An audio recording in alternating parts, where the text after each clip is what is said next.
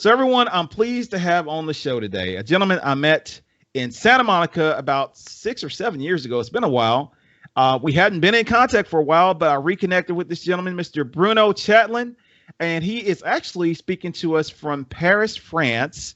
And Bruno is what you would call a film marketing communications expert. He is also what I would call basically a film festival expert. He is the founder of filmfestivals.com. He has a number of different titles under his belt as far as the different advisory boards that he serves. He was at one point with Sony and Fox Studios. He was the head there. So Bruno, welcome to the show. Tell us a little about your background, and thank you so much for coming on. Hi, Deronte. Nice to meet you guys. And I'm talking to people I haven't, I don't know, but I always love to share. So yes, we met in AFM, and the first thing I want to do to show how I want to take this conversation is I'll try to give you guys, you filmmakers, as many tips as possible, tips that will help you look good and look professional and look like anyone in the industry can actually enter a conversation. When you see someone you really want to talk to because you have a project in your pocket, you have a DVD, you have a card, you have a leaflet, a flyer, a postcard, whatever, the entry, it's always kind of you may be shy and don't dare approach someone like Steven Spielberg or someone like high caliber. Well, I'll give you one trick. It works. Just go there, shake hand and say, "Hi, Steven, we met in Cannes." Right. I swear that was one of my first lessons when I joined the studio. It was my first Cannes, I think 35 years ago. My boss, I was marketing director at the time, and my boss, his name was Steve, and we were sitting in the Cannes film, in the Cannes theater, 2,800 seats. We were in the best rows, and in front of us was Steven Spielberg. At the end of the show, Steve, my boss, friend, tapped his shoulder and say, "Hi, Steven, I'm Steve. We met in Cannes." And they engaged the conversation, meet Bruno, blah, blah, blah, blah, blah, blah, right. blah, blah, blah. So after the conversation, I asked Steve, "Hey, is that true? You really met Steven Spielberg?" Say, "No." He said to me, "No." But there's no way he could think that was not true, because you meet so many people in these events, in AFM, in Berlin, in Toronto. So anyone who wants to bluff a little bit and show an ace in his cards, try that. Yes. So what can I tell? Because my background is it's a long story, but let's see if I can make it short.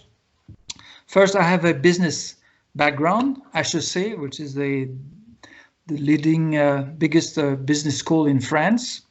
5-6 years of studies. And after that, I wanted to work in advertising because it's fun. So that's how I got my training. What's important in advertising, it teaches you to understand things you've never done before, and become an expert to the extent that you can start giving advice to people that have been doing that job for decades. In other words, you're paid to give advice, and it's your job to find your way around understanding how their business is working and what they should be doing to be smarter than their competition. So I found this as very, very good education. I was then approached by, we call them headhunter. I don't know what search firm. Yeah, so same here. Yeah, someone who looked for the person that would be the next marketing director for Sony. At the time, it was Columbia TriStar. And I got the job, and I got lucky. And I'll give you another explain a tip on how and why I got lucky. I got lucky because I managed to gain the confidence of my bosses, of the studios in LA, by telling them this thing will not work that way. You cannot sell this film. This strategy does not apply for us. We think differently. We don't know. We don't have the same references. Anyway, what I mean is a film needs a strategy, and it really needs the best strategy that makes sense for the local audience. And you do not sell Batman to American audience or French audience the same way. Things don't work the same, and you have to adapt. And I got big fights, mainly for, I do remember one of the big fight with Terry Gilliam's The Adventures of the Baron of Munchausen. And basically, the studios were very embarrassed because it was almost going to bankrupt the company. It has gone so much of the budget, and the studio had changed leadership and chief studio executive, and it was a mess. And the approach they wanted us to take was let's sell this film as a hip movie for young adults that like the Monty Python. So basically, young adults 20 to 35 or something like that. And I told her, no, not at all. No, that's a film like Spielberg is 7 to 77 for everyone. It's an entertainment adventure.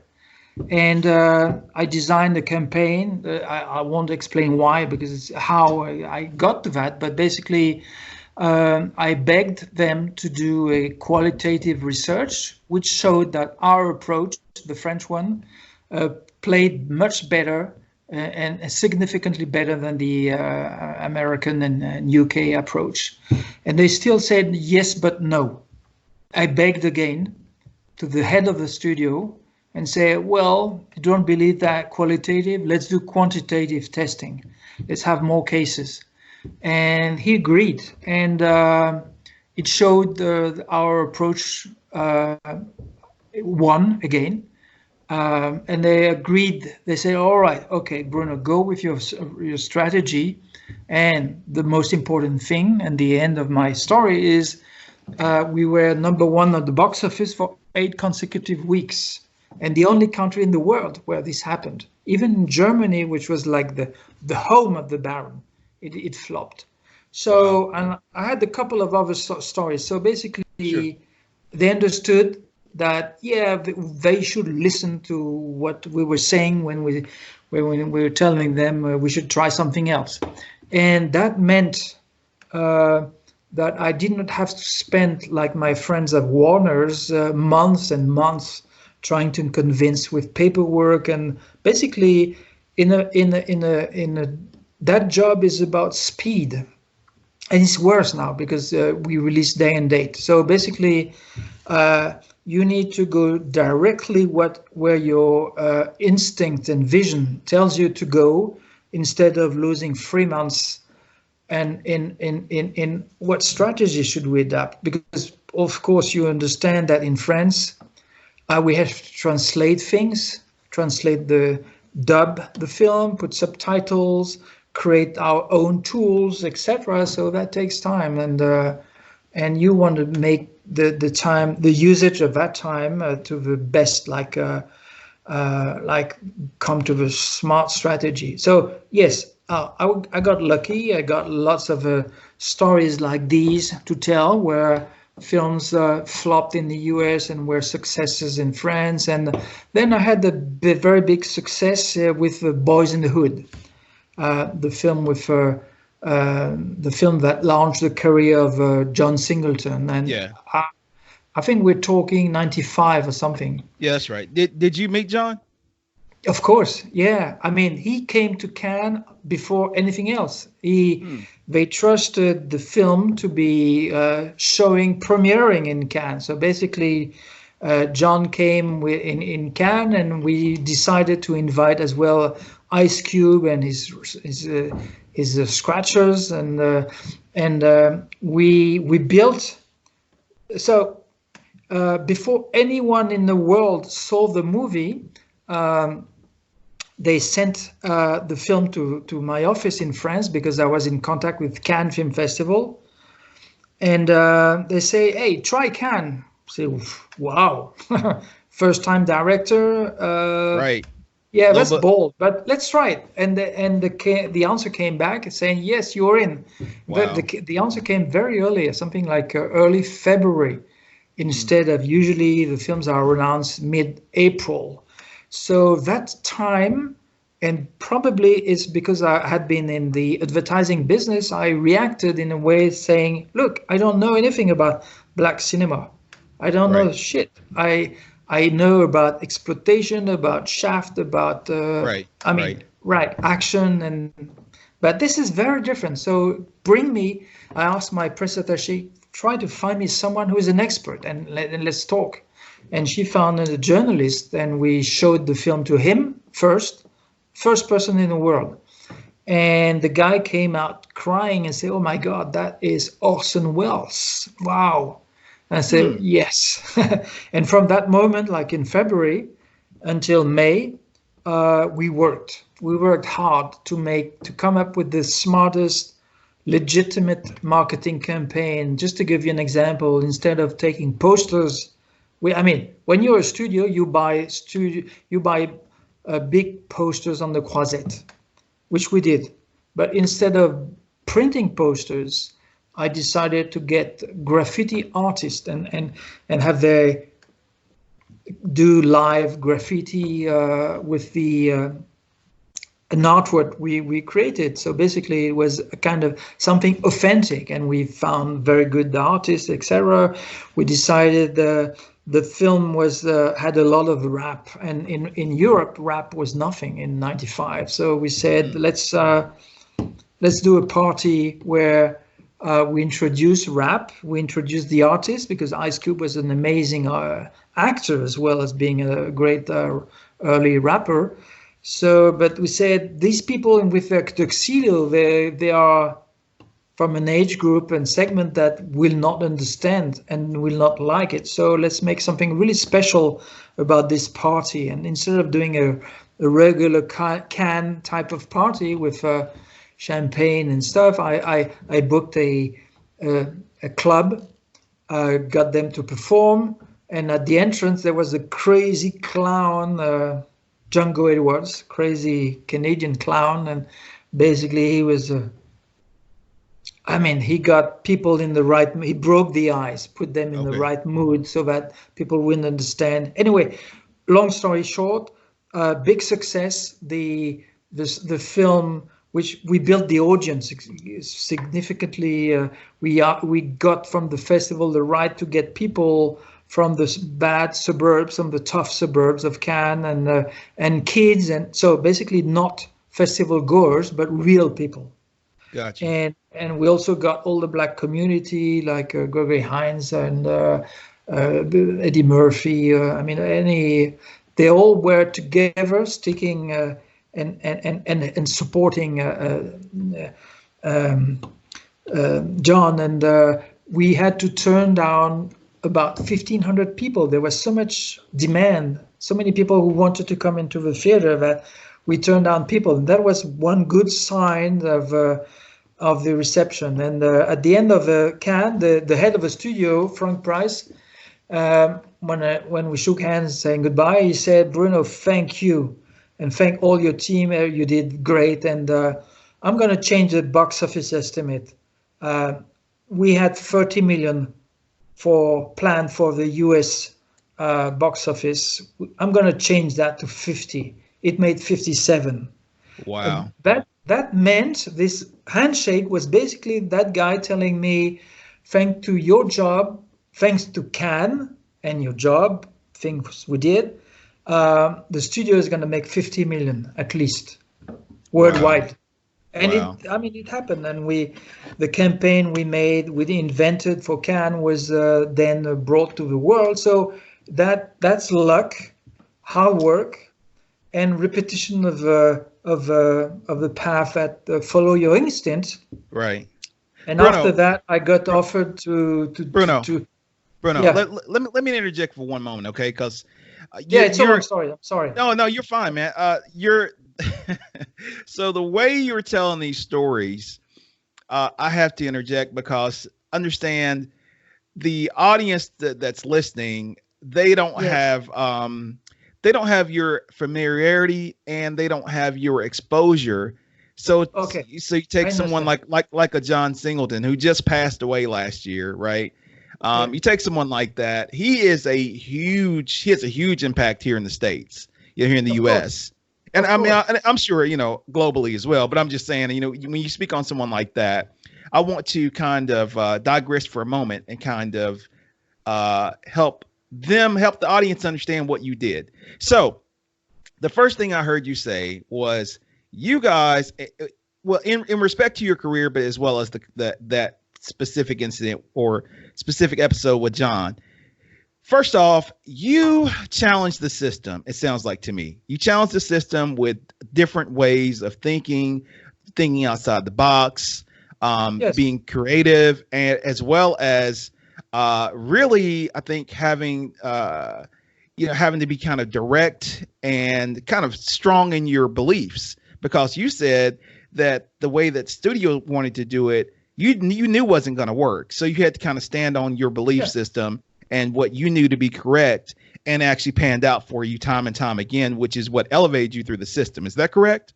Yes, correct. Yeah. Okay. But I don't want to take all the credit, because what you're saying about me, John did the same. He spoke out of the box. He got a grant to go to school, and what started his career, it's not Bruno Chatelin, it's him tapping on the shoulder of my boss, who was his teacher, Peter Guber, and say, Peter, I have a story. And the way he pitched, I don't know about that. He never told me how he pitched, but at the end of the discussion, Peter told him, hey, talk to Stephanie Ellen. And Stephanie was in charge of what they had started at Sony called the ethnic kind of branch, thinking crowds, thinking groups. They had been very successful with La Bamba, selling to the Latino community. So they started thinking we should have people that understand these things and that can help develop. So what I want to say is everyone will, like you just said, saying, independence, they don't have millions to fly to Cannes and do things. But what my point here is everything has been bold. Right. I mean, John had some balls, but also he had some great ideas. Do something different that tell the world that what happens in South Central LA is not just about drugs or pimps, it's about education, and there was a social message there that the world could understand, and there was a different movie there. The other thing I want to say is it's about being true. Yes. And also coming up with a vision. That's something that you picked up. And the last component, the reason I've told that story in detail, and believe me, there are many more details, is that film festival can build that. The reason I'm saying that story is like Field of Dreams.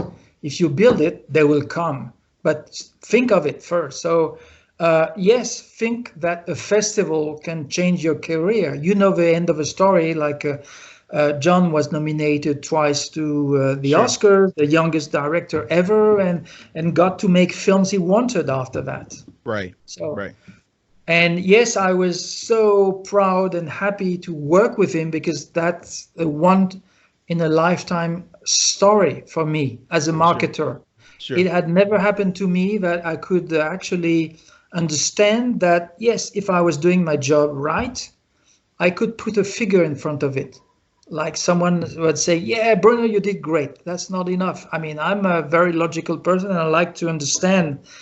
So basically I had someone who gave me a figure. Yeah, the film festival contribution, the buzz, the goodwill, the etc. was worth that much. And that was my first reward, my second reward was having last year, as you mentioned, John passed like 2 weeks before Cannes happened, and they decided to play his movie on the beach, and I put this on my website on filmfestivals.com, and I had Justice Singleton, his oldest daughter, who somehow read that and emailed me. Oh, hey, wow. I hear something is happening. And I said, yeah, they're doing this and you know what? If you take a plane and come, we'll do things together, and I'll tell you how I worked with John in Cannes, what we did, how we did it, and how it launched his career, and we can do a panel here, a panel there, and we had that. I mean, she decided to take a plane, and the festival organizers kind of made things happen for us.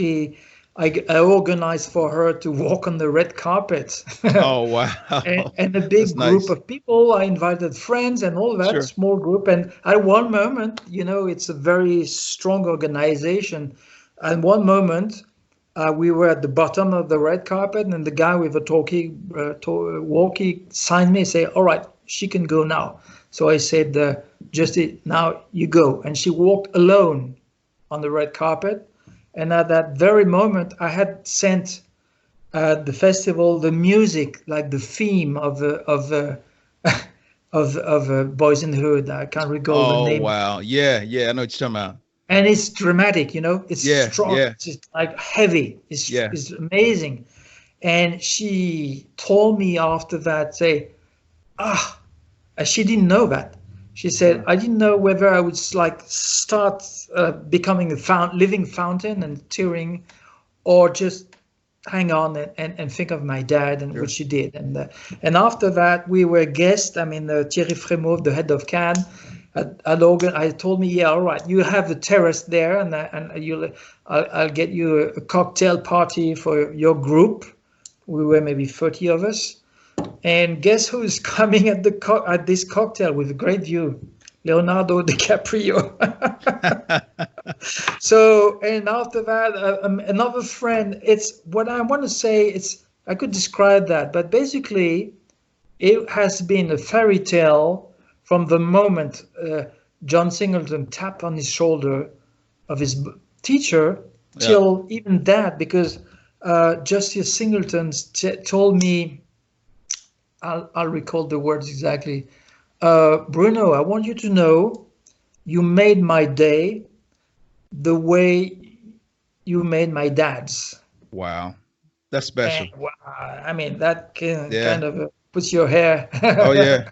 How old is she? I mean, it's amazing. Oh, well, she's probably 27 or something. Okay. Because I remember seeing pictures, but I wasn't certain how old she was. But yeah, to go back to the other thing I wanted to mention, which is your ability to think outside the box, man. I mean, so what you told us is your experience as a marketer played into basically everything that you've done. But it's not just your experience as a marketer. It is basically how you think, which is you think outside the box. You try to look at, I think, things strategically, so that I guess you can work within whatever the parameters are, or work outside the parameters, right? And that to me it seems to be your greatest asset, because everything you're telling us with regard to your movement through the studio systems with Fox and with Sony, but now also you had the fortitude to start filmfestivals.com. You were telling me a little earlier that you're one of the co-founders of the of Senando. Which a lot of folks don't know what Senando is, but I'll let you share with them what it is. But Senando is huge. I mean, that as you said, Senando and Cannes are basically one and the same, really. But all those things, it really speaks to it speaks to your credibility, and speaks to your fortitude to think ahead and kind of see the market really kind of before it happens. Does that sound about right? Yeah, I want to say two things. One, I did not co-found. I was an early adopter of Senando. There you go. My apologies. I've been a partner, but no, I'm not the founder. And because Senando is Cannes and strictly Cannes, that's another story. Also, what you said about my way of thinking is sounds for me as like a must or very natural, because when you are a film marketer, and that's what a distributor is, you have to think of outside the box, because each movie is different.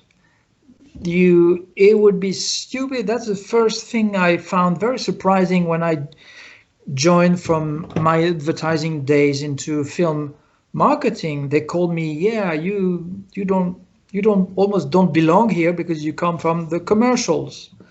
Yeah, but so they were thinking, say, why are you constantly trying to get your film on television, on publicity, with interview? Why? Because TV is the enemy. That was the state of thinking of my colleagues when I started. They were thinking the TV as an enemy. One thing you should know is in France, you are not allowed to buy commercials for film on TV.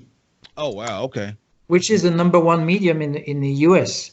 Yes. You're not allowed for lobby purpose and reason and protection from the dailies and postering. Poster is big in France. So basically, you're not allowed, but that is being the most important medium. It's like if you are running for president in a campaign and you only have and you decided to cut one arm. How can you shake hands with only one hand? Right. So it's very hard, and therefore the French have to be more creative. And of course, one of the national sport for distributors was, how can we get noticed? I mean, after a couple of years when they understood that TV was not the enemy, and basically I contributed to that, because every time I was releasing a movie, I would be interviewed by Le Film Français, the national trade publication, like Variety for French people, and I would explain how I did it, what tricks, what strategies, how I implemented, what I was, what type of interviews, what type of emissions and prints or TV shows I would expose the talent that would come to support the movie. And I was saying, yeah, I'm not scared of showing all my tricks, because I know that the next movie is going to be a different story. Right. I'm not banking. I'm not duplicating. Your film is not about duplication. Even T2 was different from Terminator, and I worked on both. And Rambo, I did Rambo 2, 3, whatever. Anyway, each one was a different story. So it's all about doing what's best. Right. And out of the box, if you will, yeah, it's just an attitude you have to have. But I would say now, well, I've been talking now as a film distributor, someone very privileged in a company that had lots of money to hire talented people around you. Right. So I had a marketing team of 6, 7. That's not the case of any filmmaker we're dealing in the indie world. So what I learned that applies for them is the fact that you have to believe team is the most important thing you can own. And most filmmakers know that story and decide they will continue to work with the guys who did their DOP or sound or you name it, because they found they had a good teamwork and blah, blah, blah. But when it comes to marketing and selling the movie, you have to understand that that is not your job. That is not, in most cases, your expertise. So you should trust other people. And mostly be open for discussion. And I'm not saying that a producer, a director cannot have a marketing mind. That's not true. Some of them have, or they can have good ideas. What's important is that they realize that it's a dialogue. And someone who comes in with an experience probably might have more weight into decision making. So other things I'd like to say to illustrate that is the best experience in my career working with other people was when I was capable of building a dialogue. In other words, it applies for me. I'm not always right. Right. I need someone to confront and say, what if? And then Sure. it's like going up the stairs, not lift. It's not the lift. It's not an elevator. It's the stairs, step by step. I remember working with the best producer in France of French comedies. Unfortunately, the guy passed. His name was Christian Fechner. He produced the biggest French comedies, huge box office successes. And when I worked with him, he committed to 3 films, and the first one that we did was pretty bad. And it started with the poster. I did not know, but I found out later that his brother was an actor and a wannabe artist designer. So the first meeting I had with the producer, he shows a poster. It was stinking like hell, like old-fashioned, like 70s, that really bad poster.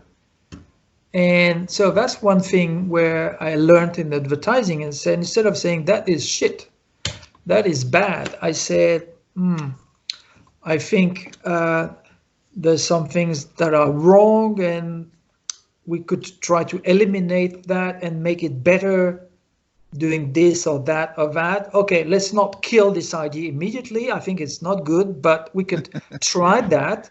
Right. But now I have this idea. We should try this.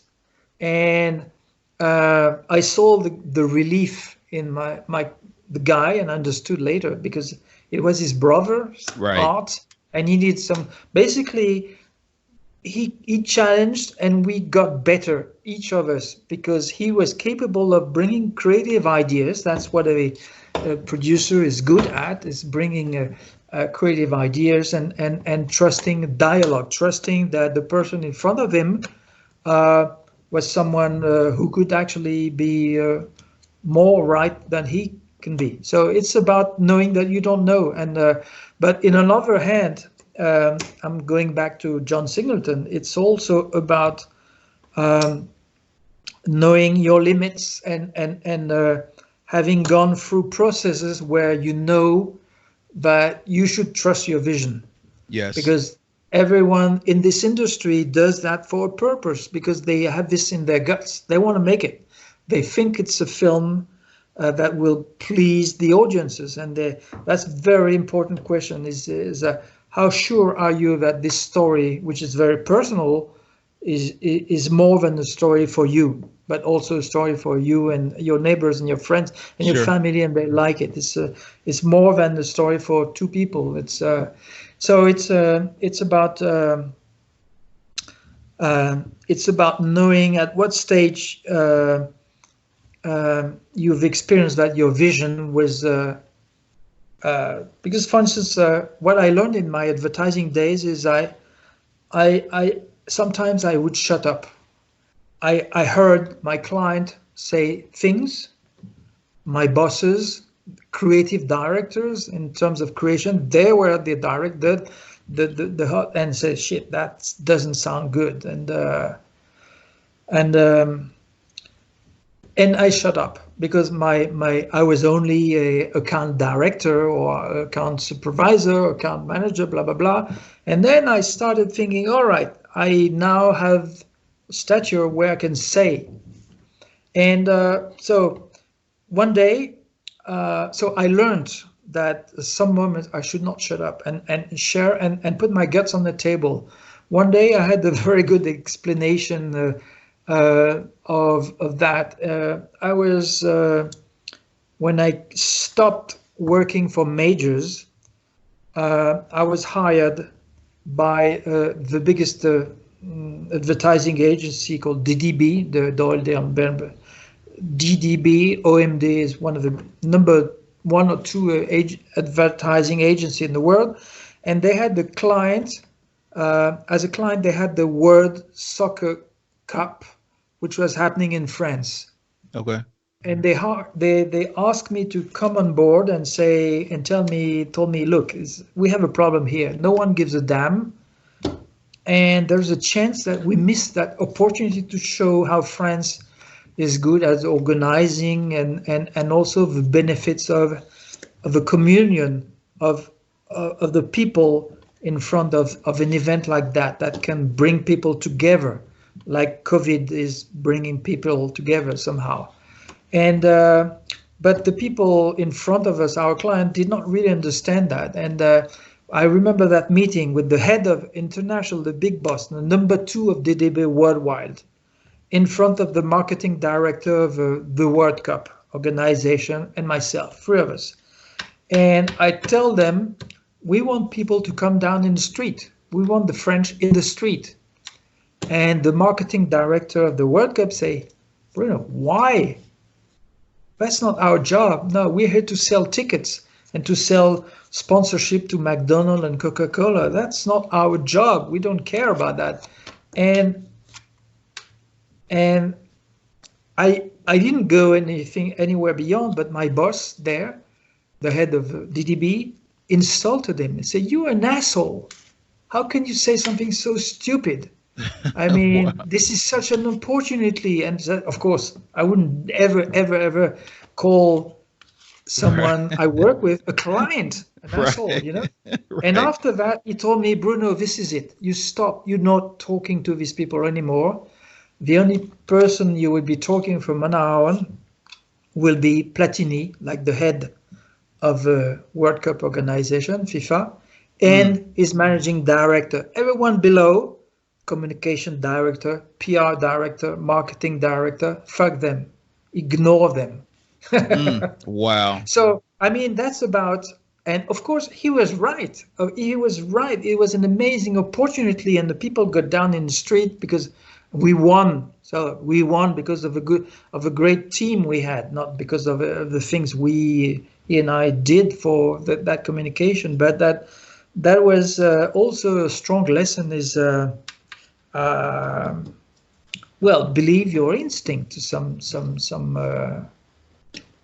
extent, if you, and then the specifics about the film job is, once you have the instinct, it's very important that you have the people around you that help you put it down to every detail. Yeah, and I was gonna say, you mentioned about the instinct and about the vision, but the other thing is hiring the right people that can see your vision, because that's one thing I've experienced is you can assemble a team, but if the team doesn't see your vision, it really all of your directors, right?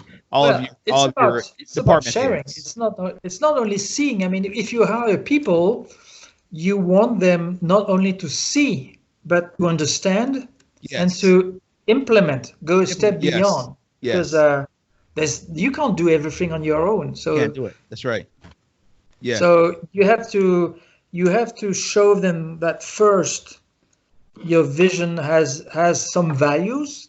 Right. Show them some credential. Look, you followed me here. We did this. We became number 1. We had that kind of success. This one flopped. We changed it. It worked, etc. So, and then you have to, something really important, if you mentioned the teamwork, is not only sharing, but protecting that vision, you know? Yes. There's some very, very, very dangerous element with creativity, which is stress. Yes. If someone around you in your team gets stressed, gets some kind of pressure that puts him at stress, you'll see his level of creativity vanish. And it's your job, if they work for you, you know, it's your job to kind of protect people from stress, cover up. Sure. And that's what I was doing. I have a funny story about that, because stress is so contagious. Oh my God, it's cancer. Stress is cancer. Yeah. So one example, stress can lead you to do some crazy shit. So one example, we had Dustin Hoffman in France for a movie by Stephen Frears called Hero. And we got him into a show that was a live show in France, 1 hour long. And there was the publicity director coming up straight from LA. She was stressed and she was probably jet lagged and she was drinking. Oh. And she was in the edit room. We were all backstage. Things were shot live. And we were in the edit room and with the technicians. And her stress started being so contagious because she was basically concerned that the guy who was interviewing Dustin Hoffman was too friendly, making jokes and French jokes and dirty jokes almost. And Dustin was having a great time. So at the break, she was so on the nerve, like eating her nails and all of that, saying, Bruno, I think we have to stop this. Can you believe it? A 1 hour show, stop in the middle because someone thinks it maybe the guy is not unhappy. I mean, they're professionals. So, and she wanted me, so I went to Dustin Hoffman and said, Dustin, are you comfortable with the show? Are you okay? Do you want to stop? And he looked at me as if I was totally crazy. Stop. This is live, man. So we continued. And after the show stopped, he stayed an hour and told jokes to everyone. And it was an amazing moment. And that girl was the job of the publicity directors in the studio is like that because they can be fired in a moment. So they were concerned that maybe something. So anyway, so stress, ban stress. No more stress. That's a good job. Oh yeah, definitely. So let me ask you this. So you mentioned that your job, as you outlined earlier, in the studio system compared to dealing with the indies, with us guys that don't have a bankroll behind us to be able to finance, a publicity tour, marketing tour, stuff like that. But you also mentioned that you represent agency for independent filmmakers, especially as it pertains to the international market, getting their films out into the international market. And we also discussed earlier about how indie filmmakers, we get financed any number of different ways, whether it's credit cards, grandma, putting a second mortgage in our home, selling our cars, whatever it is, But that all being said, what is your experience when you juxtapose your prior life in the studio system to that now in dealing with the indies and independents? What is that experience like for you now? And what is it that you can share with these independents, these folks, that are within my audience? Yeah. Is like, what is it? What is it that we, that we can glean from that? Yeah, I think I'll answer from my perspective because it's easier, but the reason we are successful is because they understand fast that they can trust me because of the background I exposed to them when I say, oh, in that situation, I did this or that. So basically, they understand that I come with a lot of experience. They also understand that I know so many film festivals, having been in so many situations in festivals around the world. I know thousands of festival directors. I have a database of 12,000 or 13,000, I can't even recall.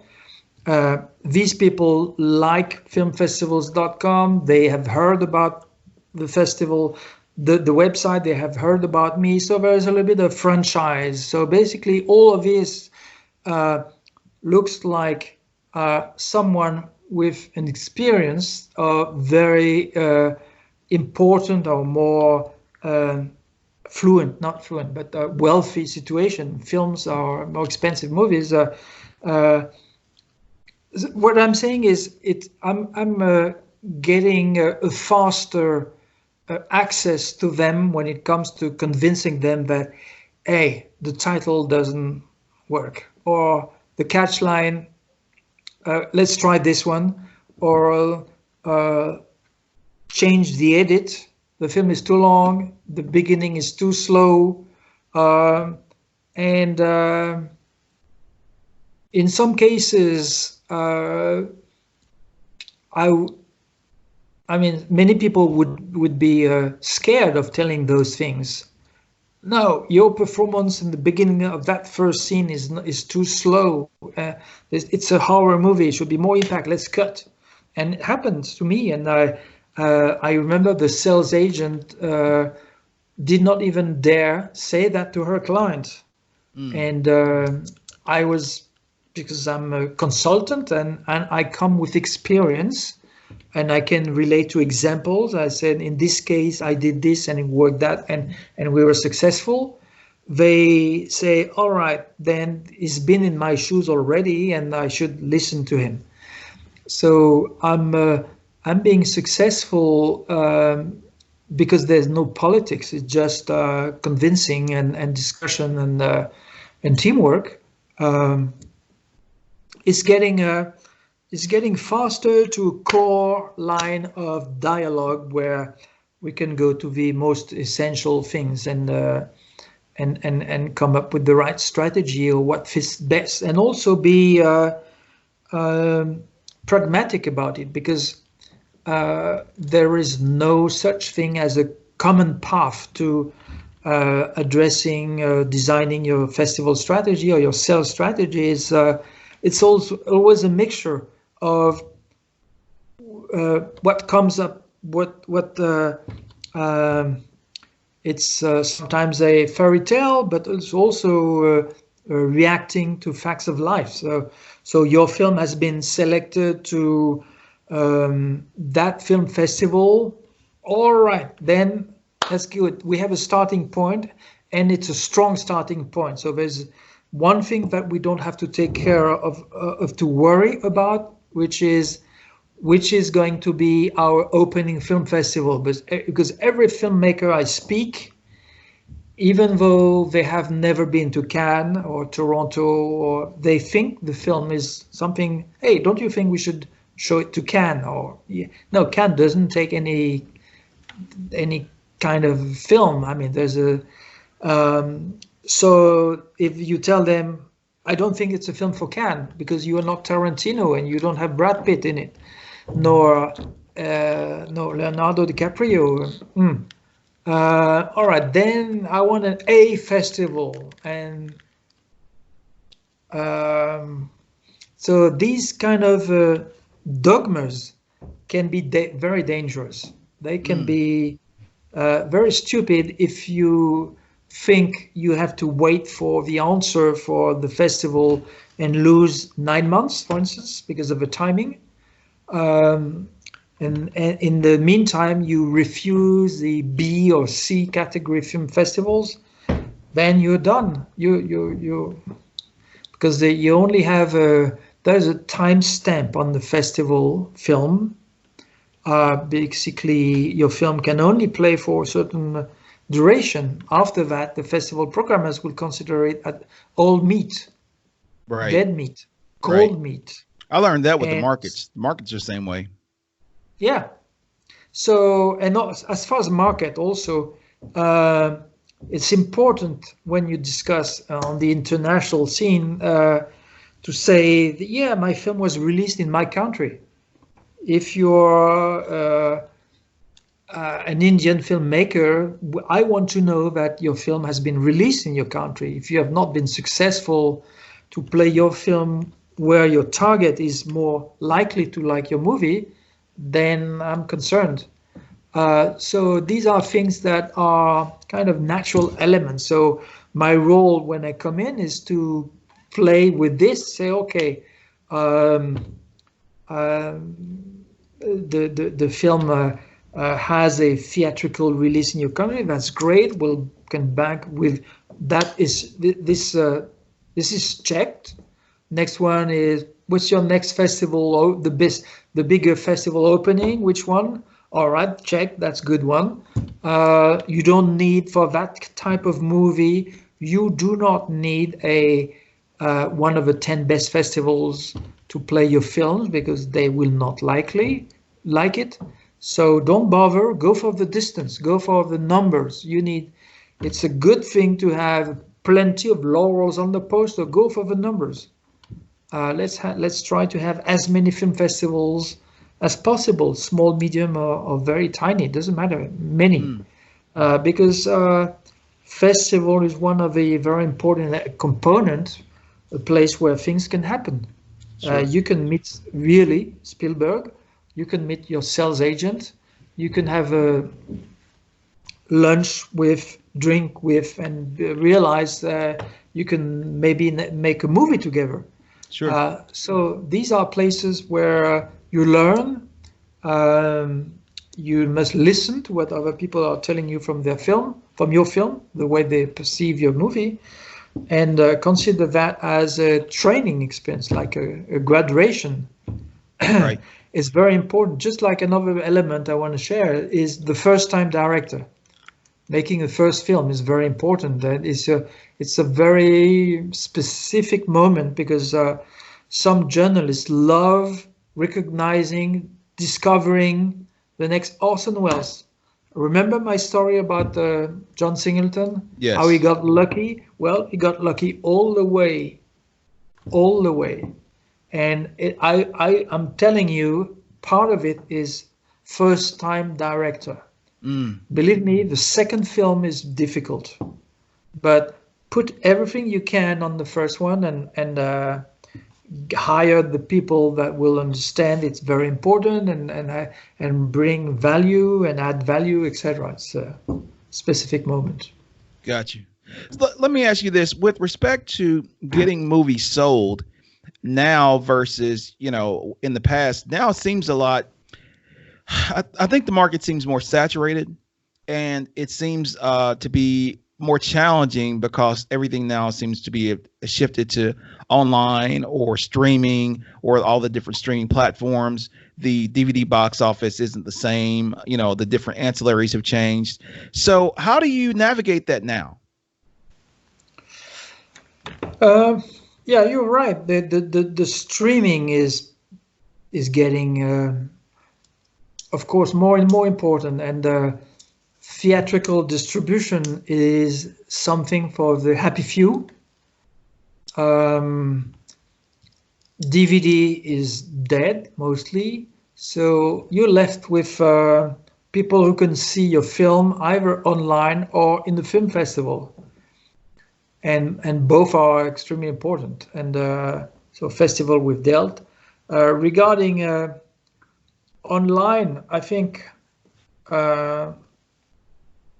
self-distribution is now possible, but probably a big limit. I don't think it's very easy for any independent filmmaker to be on his own and being capable of selling to iTunes or Amazon Prime or Netflix or whatever. It's not easy. So still needs the help of professional people with catalog, the famous sales agents, because they have the connections, and Sure. They will tell you that the income are smaller, etc., etc. But what's very important is that the filmmaker can continue to make films. It's probably, I understand people want to make money out of it, but what's more important is that they can be capable of, they have the opportunity to continue. So that requires being exposed, having exposure, having awards, having in your resume something that says, yeah, my previous movie was on that platform, even though it doesn't make much, even though you make a few thousand. So basically it's about being smart in getting the money to an extent that it doesn't put you in danger zone, financial, but you make whatever it takes to be to have the maximum chances of continuing making more. Because when you start having a catalog, you have a little bit more hopes of being successful. What I've seen is, and especially in talking with so many filmmakers with this platform, what I've seen is a lot of filmmakers who start. So as you're alluding to, first-time filmmakers, a lot of them unfortunately don't understand that what the objective should be is longevity, right? But then the ones that are successful, that what they've done is they've used that first film as a launching pad to earn a space in the industry, whether that's in, behind the camera or in front of the camera, whatever that might be. But they've used that as a launching pad to, to have continued work in whatever facet that they've, kind of settled on. And I think that's what I'm hearing a lot from you is, that first film, you put all of your eggs in that basket to push it as hard as you can, because you never know where that can take you, for one, because it could be that John Singleton, that, that magical egg or something like that. But also, even if it isn't, then it will hopefully help to create additional opportunities for you. Does that sound correct? Yes, of course. And it's about network. And we're coming back to the word team, yes. The big word. And fairy tales, it's about opportunities, because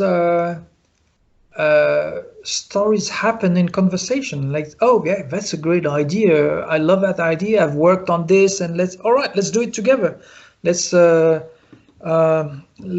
have a script here, and whatever. I mean, I'm always fascinated when I see in these film festivals conversations, people exchange, and of course they start by, oh yeah, nice movie, you did a great job, blah blah blah. And how did you start? And hey, by the way, how did you get your funded? How did you?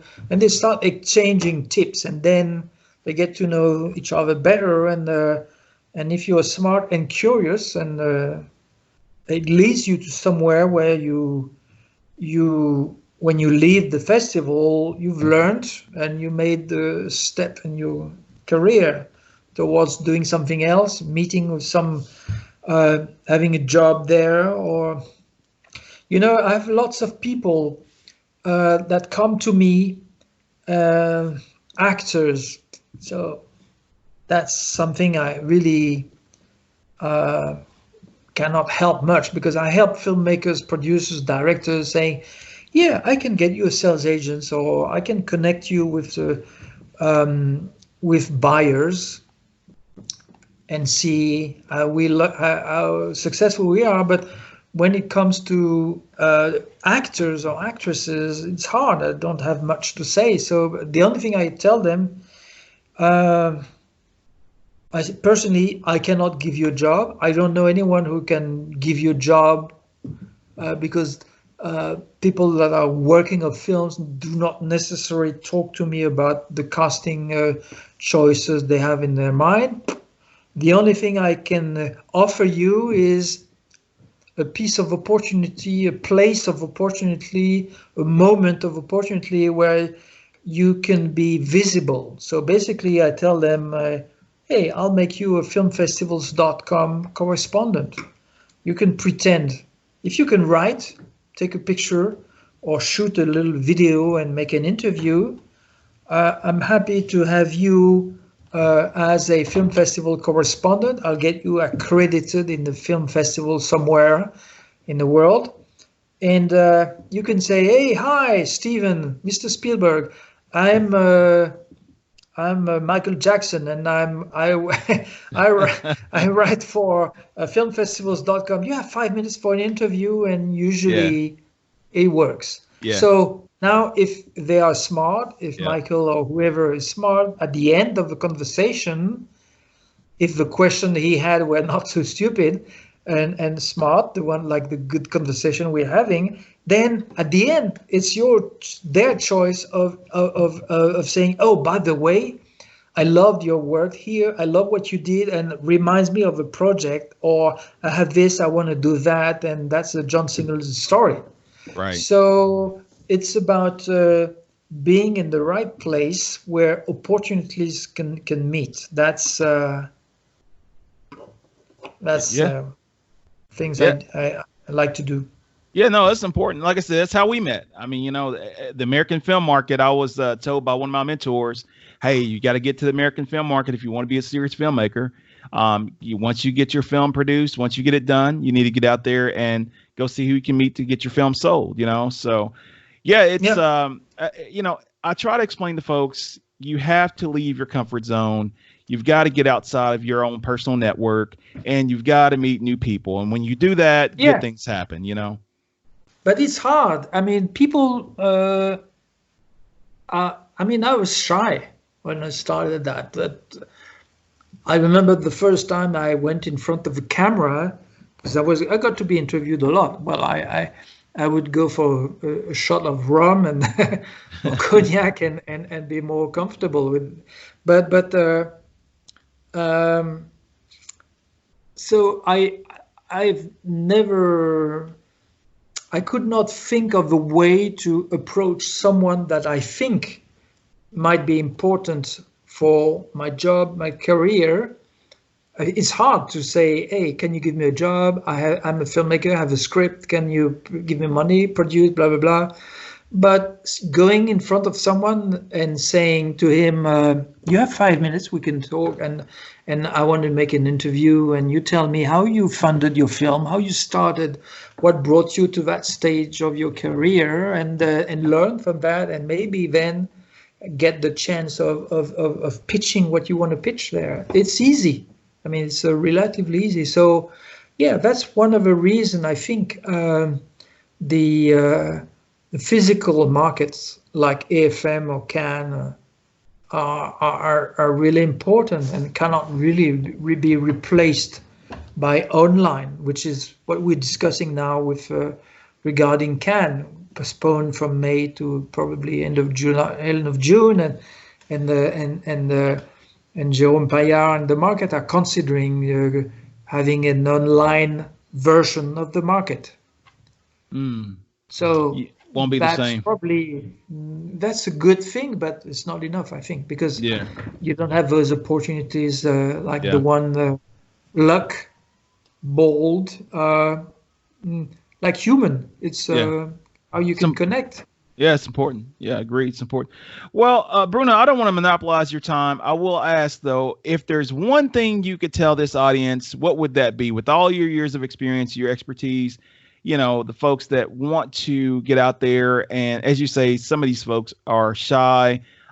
We are, you know, notoriously introverts as creatives. So what would that one thing be when it comes to I guess approaching those festivals? Because as you say, you're a festival expert. What would that one thing be? Well, I think first thing is work. Do your homework. Do your homework. Yes. Believe. If you build it, they will come. But believe and trust your vision. Listen. So that's part of the work thing. Like listen, talk, get feedback, and the things can become fairy tale, but they don't come easy necessarily. They come with work, preparation, desire to do the best at each level, no compromise, be bold and creative.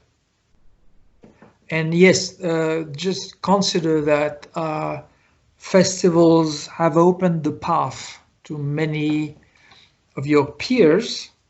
I mean, Spielberg, Luc Besson, Lucas, they all started in film festivals with short films. Happened. True story. So why not? Yeah, definitely. Why not you? Bruno, thank you so much again for your time, man. This has been an incredible interview, and I look forward to the feedback that we're going to get. I've had several of my listeners to chime in on different episodes, and they'll email me or they'll email the guest and whatnot. So, how can the audience find you? I guess maybe on social media or however you like to be contacted. How can they reach out to you, and how can they find you? Well, find me on Facebook, on Twitter, that's Fest21, and filmfestivals.com. I'm all over the place, so it's easy to find me. Gotcha. Okay, well, Bruno, thank you again. So the first thing I want to say is social media is like a first step, but of course any thorough conversation about the problem they want to share with me, and I'd be happy to discuss that. Of course, the next step would be an email, and then possibly a Skype call or whatever. I'm open to brainstorm a little bit, and I look forward to getting feedback on what the ideas that I hope I triggered. That's my reward would be like people were got back. Listened to this conversation we had, which I think was very fruitful, and say, "Oh, you gave me this idea of doing this and that." I remember the best compliment someone made from one of a keynote I made. The girl came next morning and said, "Hey, Bruno, because of you, I didn't sleep." I say, "Oh, wow." What's wrong? Why? Yeah, because you said so many things that triggered my mind, and my brain kept buzzing, and I imagined, and she was one of the programmers of the very big film festival, and she heard so many things that she wanted to try. So she loved that space. She told me. I think that was exactly what I was there for, like sure. Trigger people's creativity and maybe challenge them and play with them if that's possible, because I like that. I'll say this much, audience. I want you guys to know when Bruno says this, he means this, because he and I met like 6 or 7 years ago now. And it's most ironic that we're having this conversation and we have this follow up. Now, granted, I think maybe a part of that is due to just the amount of sheer downtime with everything going on with the virus and all this other stuff. But that may have freed up a bit of time on your end and perhaps on mine where we could actually meet. But nonetheless, yeah. I will say that, you responded back to me. You were very generous and very kind with your time. And you're sincere in what you're offering these folks in your expertise and your knowledge. And I really appreciate that. I'm certain they do too, but I really appreciate that, because my aim and my ambition in doing this whole thing with the podcast is to help folks in their career and along their way. And if, this conversation has helped one person, I think, we did a world of good, but I think we've helped a lot more than that. Good. Yes, happy. Sir. Thank you very much, Deronte. Thank you so much, Bruno. We appreciate you, and stay safe over there in France. Okay. Yeah, do the same. And remember, when it comes to being contained, people don't get that as being serious, and they start. I was pissed because I have a dog, so I'm allowed to go out twice a day, and I saw people going out like nothing happened, and families, people playing, whereas we had orders to stay home, and these orders are meant to save lives. It's not that the virus is contagious. You've heard it before, but it's about trying to have less people in the danger zone where they need the rebreather thing, and we don't have enough, and you don't have enough as well. So you want to think of your health caring population, the people who take care of you in the hospitals. They will be surpassed if people don't follow these orders strictly. It's about staying home stay home and watch film. Stay safe. Watch movies. Yes, watch movies and make content. How about that? Yes, contact. Yeah, like this, like we did. Yes, good opportunity. Bruno, thank you again so much. And so that wraps up the show. But thanks so much again, man. I really appreciate that. And I'm definitely going to stay in touch with you if that's all right. Sure. You know, like I say, you know, this is your girth of knowledge is incredible, and it helps me even as a filmmaker. I mean, I've been doing this for a long time, but I don't remotely claim to know it all, you know. But what I do know is I'm smart enough to know that other people know more than I do. That's good. That's good. Yeah. Well, you enjoy your evening, all right? Same to you. Bye-bye.